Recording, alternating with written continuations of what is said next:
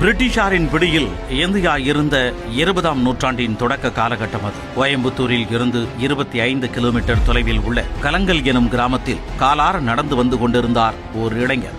அப்போது தரையில் கிடந்த காலி பாட்டில் ஒன்று அவரது கண்ணில் பட்டது. அதன் மேல் ஆங்கிலத்தில் ஏதோ எழுதப்பட்டு இருந்தது. அது என்னவென்று அறிந்து கொள்ள விரும்பிய அந்த இளைஞர் காலி பாட்டிலை பத்திரப்படுத்தி வைத்தார். அரசு வருவாய்த்துறை அதிகாரி ஒருவர் அந்த ஊருக்கு வந்தபோது தான் வைத்திருந்த பாட்டிலை அவரிடம் காட்டினார் அந்த இளைஞர். அப்போதுதான் அது பார்க் டேவிஸ் எனும் அமெரிக்க நிறுவனம் தயாரித்த வலி நிவாரணி மருந்து என்பது தெரிய வந்தது. அந்த காலகட்டத்தில் கலங்கல் கிராமத்தைச் சேர்ந்த பலர் மூட்டு வலி, முதுகுவலி, தலைவலி என பலவிதமான நோய்களால் அவதிப்பட்டுக் கொண்டிருந்தனர். அந்த அதிகாரி மூலமாக அமெரிக்க நிறுவனத்திற்கு கடிதம் எழுதிய அந்த இளைஞர் வலி நிவாரணி மருந்துகளை தபாலில் வரவழைத்தார். அந்த ஊரில் வலியால் அவதிப்பட்டுக் கொண்டிருந்த பலருக்கு சற்றே லாபம் வைத்து அந்த மருந்தை விற்றார். அதன் மூலம் ஒரே ஆண்டில் 800 ரூபாய் லாபமாக கிடைத்தது. எந்த தொழில்நுட்ப வசதியும் இல்லாத அந்த காலகட்டத்தில் 19 வயதில் வெளிநாட்டு மருந்தை இறக்குமதி செய்து பணம் சம்பாதித்த அந்த இளைஞர்தான் பின்னாளில் தமிழ்நாட்டை பெருமை கொள்ளச் செய்த கண்டுபிடிப்பாளர் ஜி.டி. நாயுடு. 1893ஆம் ஆண்டு 23ஆம் தேதி அன்று கோயம்புத்தூர் மாவட்டத்தில் உள்ள கலங்கல் கிராமத்தைச் சேர்ந்த கோபால்சாமி, அல்லம்மாள் தம்பதியினரின் மகனாக பிறந்தார் துரைசாமி. பிறந்த ஓராண்டிலேயே தாயை இழந்த துரைசாமி தனது தாய் மாமாவான ராமசாமியின் அரவணைப்பில் லட்சுமி நாயக்கன் பாளையத்தில் வளரத் தொடங்கினார். பள்ளி பருவத்தை எட்டியதும் அங்குள்ள திண்ணை பள்ளியில் சேர்க்கப்பட்டார். ஆனால் பள்ளிக்கு செல்வதில் நாட்டமில்லாத துரைசாமி குழந்தை பருவத்திற்கே உரித்தான குறும்புகளோடு வளரத் தொடங்கினார். ஒரு நாள் பாடல் ஒன்றை மனப்பாடம் செய்து வரும்படி ஆசிரியர் சொல்லியிருந்தார். ஆனால் துரைசாமி அதனை மனப்பாடம் செய்து கொண்டு வரவில்லை என்பதை அறிந்த ஆசிரியர் கம்பை தூக்கினார். அடுத்த நொடியில் தரையில் இருந்த மண்ணை அள்ளி ஆசிரியரின் கண்களில் வீசிவிட்டு அங்கிருந்து தலைமறைவானார் துரைசாமி. அதனால் 3ஆம் வகுப்போடு துரைசாமியின் படிப்புக்கு முற்றுப்புள்ளி வைத்தது. இப்படி துரைசாமியின் குறும்புத்தனம் எல்லை மீறி போனதால் கோபமடைந்த அவரது தாய் மாமா துரைசாமியை மீண்டும் அவரின் தந்தையின் பொறுப்பிலேயே விட்டுவிட்டு வந்தார். மறுபடியும் கலங்கலுக்கு வந்த துரைசாமிக்கு ஒரு பாடம் புகட்ட வேண்டும் என்று எண்ணினார் அவரது தந்தை. அதனால் துரைசாமியை தன்னோடு வீட்டில் வைத்துக் கொள்ளாமல் ஊரில் இருந்து சற்று தொலைவில் உள்ள தோட்டத்து வீட்டில் தங்கிக் கொண்டு அங்குள்ள தோட்ட வேலைகளை பார்க்கும்படி சொல்லிவிட்டார். பகல் முழுவதும் தோட்டத்தில் வேலை செய்யும் தொழிலாளிகளுடன் இணைந்து பருத்தி, புகையிலை விவசாயம் பார்த்த துரைசாமி இரவில் பொழுதை போக்க புத்தகங்களை படிக்க தொடங்கினார். அந்த 9 ஆண்டுகால தனிமை அவருக்கு அபரிமிதமான புத்தக அறிவை புகட்டியது. அந்த காலகட்டத்தில்தான் பார்க் டேவிஸ் வலி நிவாரணி மருந்தை விற்று 800 ரூபாய் சம்பாதித்த சம்பவம் நிகழ்ந்தது. ஒருபுறம் வர்த்தக திறனை கொண்டிருந்த போதும் மறுபுறம் வர்க்க வேறுபாடுகளை களைவதற்கான முயற்சியிலும் களமிறங்கினார் துரைசாமி. அப்போதெல்லாம் தோட்டங்களில் வேலை செய்யும் தொழிலாளர்களுக்கு ஆண்கள் என்றால் 3 அணாவும், பெண்கள் என்றால் 2 அணாவும் கூலியாக கொடுப்பது வழக்கம். தொழிலாளர்களுக்கு அது போதாது என்று நினைத்த துரைசாமி அத்தனை பேரையும் திரட்டிச் சென்று முதலாளிகளிடம் பேச்சுவார்த்தை நடத்தினார். கூலியை உயர்த்தி தர ஒப்புக்கொள்ளாத முதலாளிகள் பக்கத்து ஊர்களில் இருந்து தொழிலாளர்களை வரவழைக்க முயன்றனர். ஆனால் தன் நண்பர்களுடன் சேர்ந்து அதை தடுத்து நிறுத்தினார் துரைசாமி. அந்த காலகட்டத்தில் வேலையின்றி இருந்த தொழிலாளர்களின் பசியை போக்கும் வகையில் வலி நிவாரணி விற்பனையின் மூலம் தான் சம்பாதித்த 800 ரூபாயை எல்லோருக்கும் பகிர்ந்தளித்தார். போராட்டத்தின் இறுதியில் தொழிலாளர்களுக்கு ஊதிய உயர்வு கிடைத்தது. அதனால் பொதுமக்கள் மத்தியில் துரைசாமியின் மதிப்பு உயர்ந்தது. சிறுவயதில் துரைசாமிக்கு இருந்த குறும்புத்தனம் வளர்ந்தபோது போராட்ட குணமாக மாறியது. 20 வயதில் பரபரவென ஓடிக்கொண்டிருந்த துரைசாமியை கட்டுப்படுத்த வேண்டும் என்று எண்ணிய அவரது தந்தை தனது உறவினரான செல்லம்மாள் என்ற பெண்ணை துரைசாமிக்கு திருமணம் செய்து வைத்தார். ஆனால் திருமணமெல்லாம் துரைசாமியை திரும்பி பார்க்க வைக்கவில்லை. தன் வழியில் பயணித்துக் கொண்டே இருந்தார். ஒரு நாள் லங்காஷியர் எனும் பிரிட்டிஷ் அதிகாரி கலங்கல் கிராமத்தின் வழியாக சென்று கொண்டிருந்தார். அப்போது அவரது மோட்டார் சைக்கிள் திடீரென பழுதாகி நின்றுவிட்டது. பக்கத்தில் நின்று கொண்டிருந்த துரைசாமியை அழைத்த லங்காஷியர் தனக்கு ஒரு கந்தல் துணியும் கொஞ்சம் மண்ணெண்ணையும் வேண்டும் என்று கேட்டார்.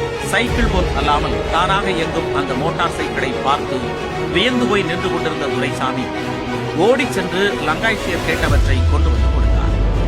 மோட்டார் சைக்கிளை பழுது பார்த்து லங்காஷியர் அங்கிருந்து புறப்படும் வரையிலும் அந்த மோட்டார் சைக்கிளையே வைத்தகன் வாங்காமல் பார்த்துக் கொண்டிருந்தார் துரைசாமி. பொதுவாகவே எந்திரங்களின் மீது அதீத ஆர்வம் கொண்டிருந்த துரைசாமிக்கு அந்த மோட்டார் சைக்கிள் எப்படி இயங்குகிறது என்ற கேள்வி எழுந்தது. அந்த இரவு முழுவதும் துரைசாமி தூங்கவே இல்லை. மறுநாள் கொடிநடையாக கோயம்புத்தூர் நோக்கி புறப்பட்டு விட்டார் துரைசாமி. ஒரு நகரத்தை முதன்முறையாக பார்ப்பதே துரைசாமிக்கு புதிய அனுபவமாக இருந்தது. புகை கக்கிக் கொண்டு ஓடி வந்த பிரம்மாண்டமான புகை வண்டியை பார்த்து அசந்து போனார் துரைசாமி. விதவிதமான கட்டங்கள், சாலைகளில் ஓடிய கார் மற்றும் மோட்டார் சைக்கிள்களை பார்த்தவாறு கோவையை சுற்றி வந்தார். ஒரு கட்டத்தில் பசி வயிற்றை கிழியது. அப்போது கண்ணில் தென்பட்ட ஒரு ஹோட்டலுக்கு சென்று ஹோட்டல் முதலாளியிடம் தனக்கு ஒரு வேலை வேண்டும் என்று கேட்டார். இலவச உணவுடன் மாதம் 3 ரூபாய் சம்பளத்தில் துரைசாமிக்கு வேலை கிடைத்தது. கிடைத்த வேலைகளை எல்லாம் செய்து கொண்டு 3 ஆண்டுகள் கடுமையாக உழைத்த துரைசாமியின் கையில் 400 ரூபாய் பணம் சேர்ந்தது. அதனை எடுத்துக்கொண்டு லங்காய்ஷேரின் இருப்பிடத்திற்கு சென்றார் துரைசாமி. தன்னிடம் இருக்கும் 400 ரூபாயை வைத்துக் கொண்டு அந்த மோட்டார் சைக்கிளை விலைக்கு தர முடியுமா என்று கேட்டார். துரைசாமியின் ஆர்வத்தை பார்த்த லங்காய்ஷியர் அதற்கு சம்மதித்தார். மோட்டார் சைக்கிளை வாங்கி சென்ற துரைசாமி அதனை அக்குவேறு ஆணிவராக பிரித்தார். மீண்டும் அதனை ஒன்று சேர்த்து இயக்கினார். இப்படி பலமுறை பிரித்து பூட்டியதன் விளைவாக மோட்டார் சைக்கிள் இயங்கும் தொழில்நுட்பம் துரைசாமிக்கு புறப்பட்டது. இப்படித்தான் ஒரு விஞ்ஞானி உருவாவதற்கான விதை அங்கே ஊன்றப்பட்டது.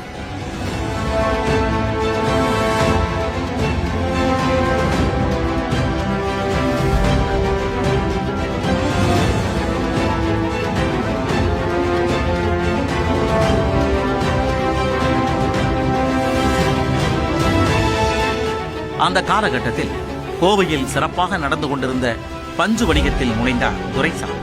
அதில் நஷ்டம் ஏற்பட்டதால் மீண்டும் வேலை தேடி சிங்காநல்லூர் பகுதிக்கு வந்தார். அங்கு பருத்தியில் இருந்து விதைகளை பிரித்தெடுக்கும் ஆலையில் மாதம் 12 ரூபாய் சம்பளத்திற்கு வேலை கிடைத்தது.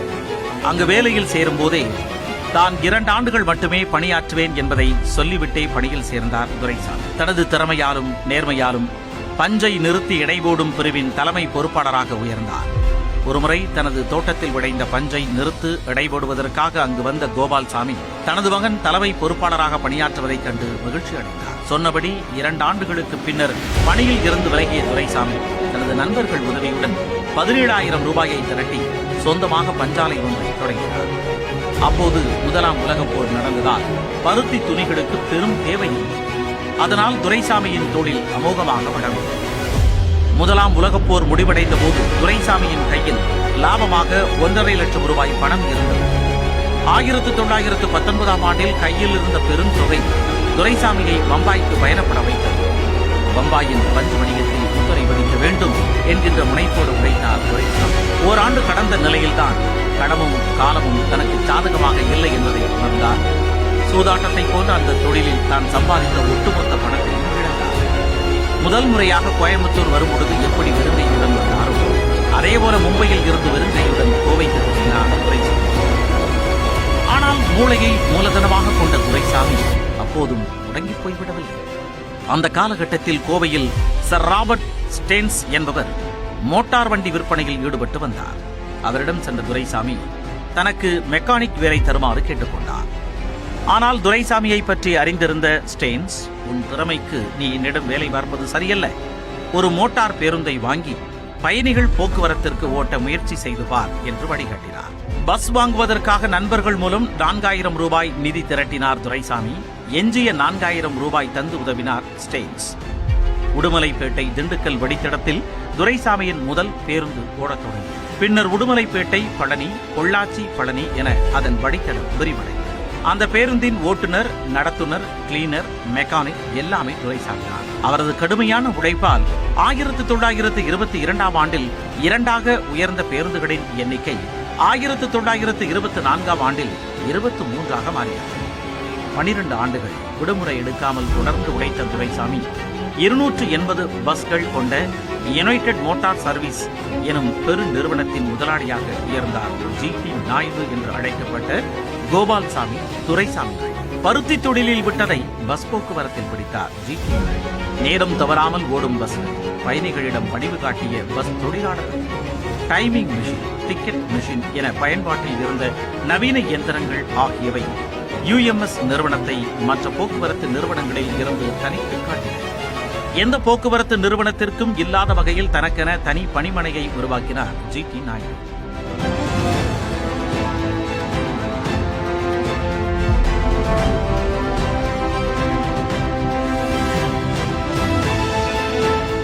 அந்த காலகட்டத்தில் கோவையில் இருந்து புறப்படும் பஸ்கள் பல்லடம் வழியாகவே பல ஊர்களுக்கு சென்றன. அதனால் பல்லடத்தில் பஸ் ஸ்டேஷன் ஒன்றை அமைத்தார் ஜி.டி. நாயுடு.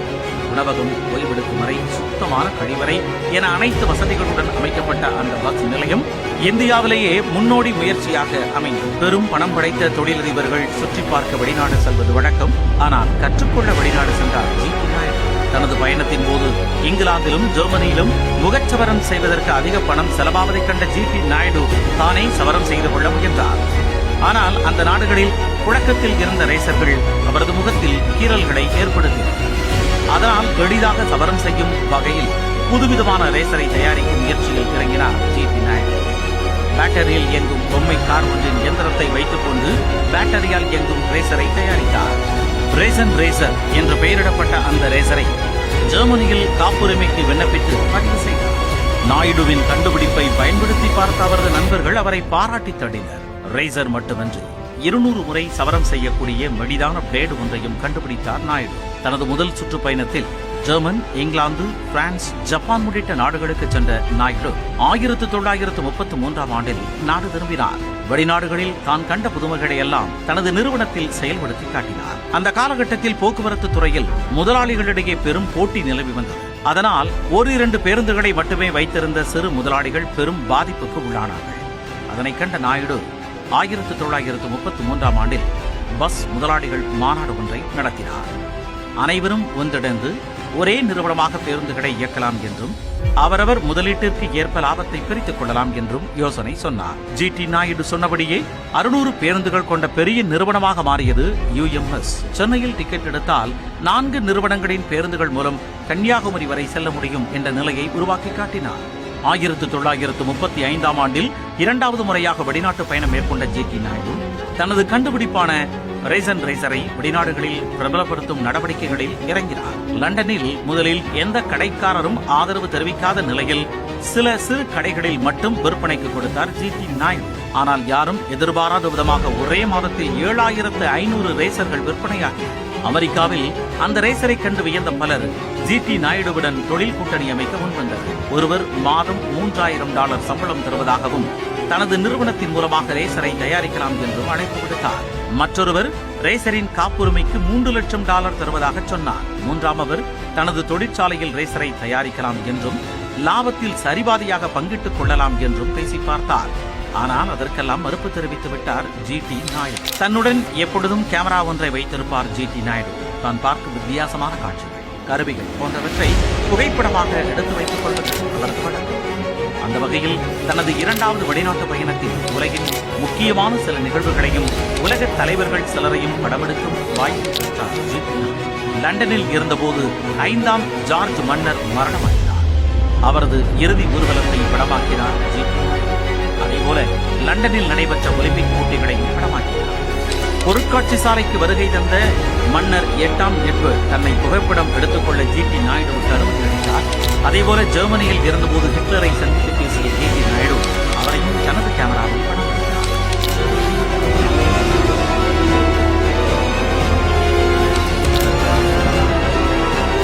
1936ஆம் ஆண்டில் நாடு திரும்பிய ஜி.டி. நாயுடு மெட்ராஸ் மாகாண சட்டமன்ற தேர்தலில் நீதி கட்சி சார்பாக கோயம்புத்தூரில் கடமை.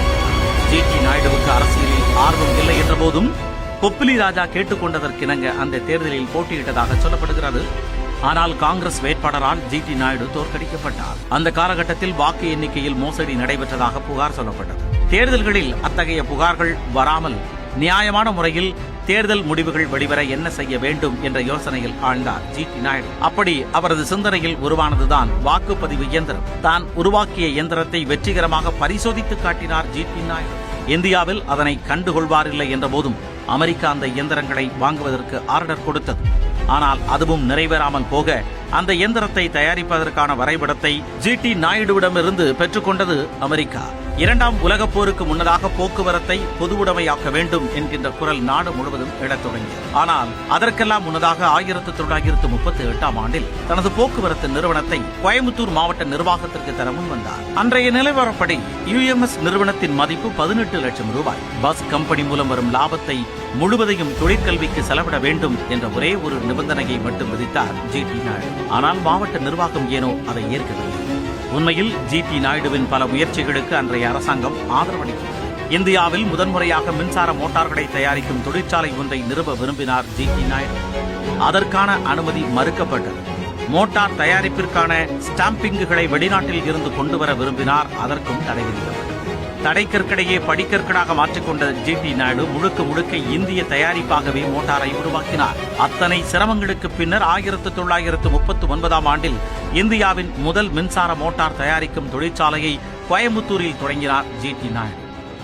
1939ஆம் ஆண்டில் மீண்டும் ஓர் உலக பயணம் மேற்கொண்ட ஜி.டி. நாயுடு இங்கிலாந்து எல்லையை தொட்டபோது 2ஆம் உலகப் போர் தொடங்கிவிட்டார். அங்கு போர் தடவாட தொழிற்சாலைகளை பார்வையிட்ட ஜி.டி. நாயுடு அமெரிக்காவில் நடைபெற்ற உலக கண்காட்சியில் பங்கேற்றார். 1940ஆம் ஆண்டில் செயின்ட் லூயி நகரில் அமைந்துள்ள கார்ட்டர் கார்ப்பரேட்டர் பள்ளியில் தானும் ஒரு மாணவராக சேர்ந்து அங்கு பயிற்றுவிக்கப்படும் நுணுக்கங்களை கற்றுக்கொண்டார். ஜி.டி. நாயுடுவின் தீரா தாகம்தான் 47 வயதிலும் வெளிநாட்டு பள்ளி ஒன்றில் அவரை மாணவராக சேர வைத்தது. 1941ஆம் ஆண்டில் 5 வால்வுகள் கொண்ட ரேடியோ பெட்டியை தன்னால் 70 ரூபாய்க்கு தயாரிக்க முடியும் என அரசாங்கத்திற்கு கடிதம் எழுதினார் ஜி.டி. நாயுடு. மக்களுக்கு மலிவு விலையில் வானொலி கிடைக்கும் அந்த திட்டத்திற்கு அரசாங்கம் ஆதரவு அளிக்கவில்லை. அதனால் தானே கோவையில் ரேடியோ தயாரிக்கும் தொழிற்சாலையை தொடங்கினார்.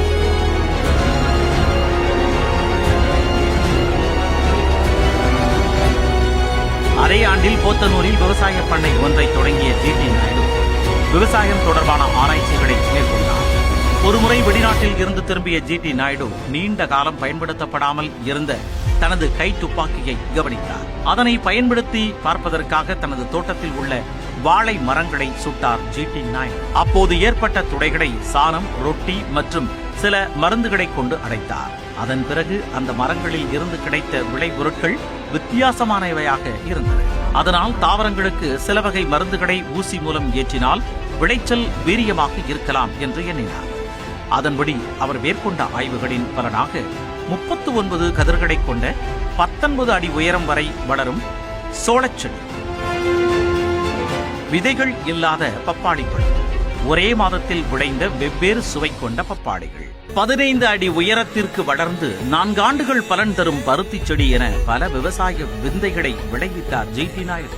ஜி.டி. நாயுடுவுக்கு அவருடைய முதல் மனைவி செல்லம்மாளின் மூலம் கிருஷ்ணம்மாள், சரோஜினி என்கின்ற 2 பெண்கள் பிறந்தனர். 2வது மனைவி ரங்கநாயகி அம்மாளின் மூலம் கோபால்சாமி எனும் மகன் பிறந்தார். தொழில்துறையில் மட்டுமின்றி தனது குடும்பத்திலும் பல சீர்திருத்தங்களை மேற்கொண்டார் ஜி.டி. நாயுடு.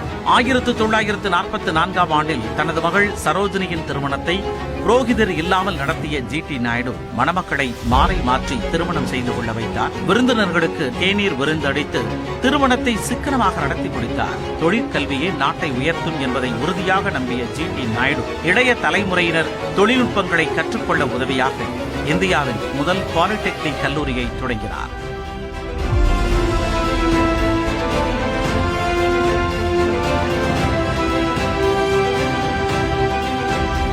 அப்போது சென்னை மாகாண கவர்னராக சர் ஆர்தர் ஹோப் பெயரில் உருவாக்கப்பட்ட அந்த கல்லூரியை ஆர்தர் ஹோப் நேரில் வந்து தொடங்கி வைத்தார். பாலிடெக்னிக் கல்லூரியை தொடங்கிய 6 மாதத்திற்குள் பொறியியல் கல்லூரி ஒன்றையும் திறந்தார் GD. Naidu. Sir Arthur hope பொறியியல் கல்லூரி என்ற பெயரில் பல லட்சம் ரூபாய் செலவில் தான் உருவாக்கிய அந்த கல்லூரியை பின்னாளில் அரசாங்கத்திடமே ஒப்படைத்தார் ஜி.டி. நாயுடு. பொறியியல் கல்லூரி தனது கட்டுப்பாட்டில் இருந்தபோது 3 ஆண்டு படிப்பை 2 ஆண்டுகளாக குறைத்தார் GD. Naidu. Candidates have another advantage. They complete within 3 years a course in automobile engineering, which in my opinion, based on personal experience, will take about 6 years and 4 months in foreign countries. கல்லூரி அரசின் வசம் போன பிறகு மீண்டும் 3 ஆண்டுகளாக மாற்றப்பட்டது. ஆனால் பொறியியல் கல்விக்கு 2 ஆண்டுகளே அதிகம் என்று கருதிய ஜி.டி. நாயுடு 6 வார பயிற்சி வகுப்பு ஒன்றை தொடங்கினார். மாணவர்கள் செய்முறை வடிவில் பொறியியல் கல்வியை அறிந்து கொள்ளும் வாய்ப்பு அங்கு கிடைத்தது.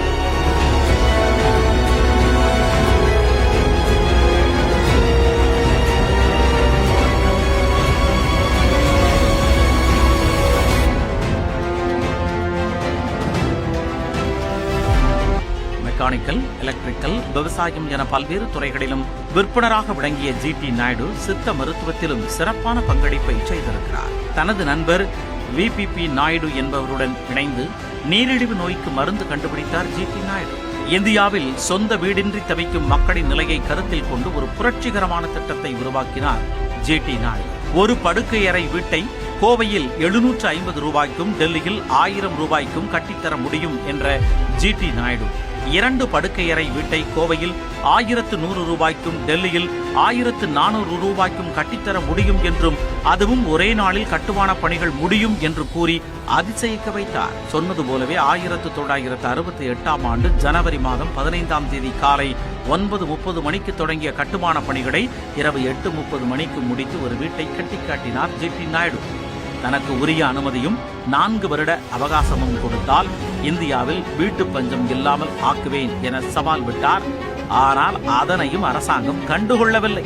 அது மட்டுமல்ல, உலகின் முதல் மின்சார ரேசர், பழச்சாறு பிடியும் கருவி, கேமராவில் பயன்படுத்தக்கூடிய டிஸ்டன்ஸ் அட்ஜஸ்டர் எனும் கருவி என ஜி.டி. நாயுடுவால் உருவாக்கப்பட்ட பல்வேறு கருவிகளுக்கு அரசு தரப்பில் எந்த அங்கீகாரமும் கிடைக்கவில்லை. ரேசரை இந்தியாவில் தயாரிக்க வேண்டும் என்ற எண்ணத்தில் தான் தந்த காப்புரிமையை யாருக்கும் தராமல் தவிர்த்தார் நாயுடு. ஆனால் அது நிறைவேறாத போது 1947ஆம் ஆண்டில் அமெரிக்க நிறுவனம் ஒன்றுக்கு இலவசமாகவே ரேசரின் காப்புரிமையை வழங்கிவிட்டார். ஆரம்ப காலத்தில் இந்தியாவின் வளர்ச்சியை விரும்பாத பிரிட்டிஷ் அரசாங்கம் ஜி.டி. நாயுடுவின் கண்டுபிடிப்புகளுக்கு முட்டுக்கட்டை போட்டது. 1945ஆம் ஆண்டுகளுக்கு பின்னர் வருமான வரித்துறையுடன் ஏற்பட்ட மோதலால் ஜி.டி. நாயுடுவுக்கு அரசாங்கத்தின் ஆதரவு கிடைப்பதில் கூடுதல் சிக்கல் ஏற்பட்டது. கல்வி பணிகளுக்கு நாயுடு வாரி வாரி கொடுப்பதைக் கண்டு அவரிடம் கோடிக்கணக்கில் பணம் இருக்கலாம் என்று எண்ணிய வருமான வரித்துறையினர் அவருக்கு எதிராக நடவடிக்கை எடுக்க தொடங்கினர். வருமானத்திற்கு உரிய வரி கட்டவில்லை என்று குற்றம் சாட்டிய வருமான வரித்துறைக்கு உரிய பதிலடி கொடுத்தார் நாயுடு. தனது பஸ் நிறுவனத்தின் டிக்கெட்டுகள் எல்லாம் எந்திரங்கள் மூலமாகவே கொடுக்கப்பட்டவை. அதனால் எல்லாவற்றுக்கும் முறையாக கணக்கு இருக்கிறது. மற்ற நிறுவனங்களைப் போல கணக்கு எழுதி கொடுக்கவில்லை என்று முறையாக வாதிட்டு பார்த்தார் ஜி.டி. நாயுடு. ஆனால் அவர் மீதான அரசாங்கத்தின் பிடி குறையும். அதனால் ஒரு கட்டத்தில் வெறுத்து போன ஜி.டி. நாயுடு தனது கையில் இருந்த அரசு பத்திரங்களை எல்லாம் தெருவில் வருவோர் போவதற்கு காரணமாக தனது நிறுவனத்தில் இயக்குநராக வளர்ப்பு நாயை நியமித்து அதன் பேரில் வரி கட்டினார். நாயின் பேரில் வரி கட்டி இருப்பதை கூட அறியாதது குறையா தன்னை பற்றி அறிய போகிறது என்று சாடினார். வாழ்க்கையில் முதல் 25 ஆண்டு காலம் கற்க வேண்டும், அடுத்த 25 ஆண்டு காலம் சம்பாதிக்க வேண்டும், கடைசி 25 ஆண்டு காலத்தில் சம்பாதித்த பணத்தை கொண்டு மற்றவர்களுக்கு உதவியாக இருக்க வேண்டும் என்று சொல்வார் ஜி.டி. நாயுடு. தான் சொன்னதை கடைபிடித்து வாழ்ந்து காட்டிய ஜி.டி. நாயுடு 1974ஆம் ஆண்டு ஜனவரி மாதம் 4ஆம் தேதி அன்று இம்மண்ணை விட்டு மறைந்தார். உரிய அங்கீகாரம் கிடைத்திருந்தார் உலகம் போற்றும் விஞ்ஞானியாக உயர்ந்திருக்க வேண்டியவர் ஜி.டி. நாயுடு.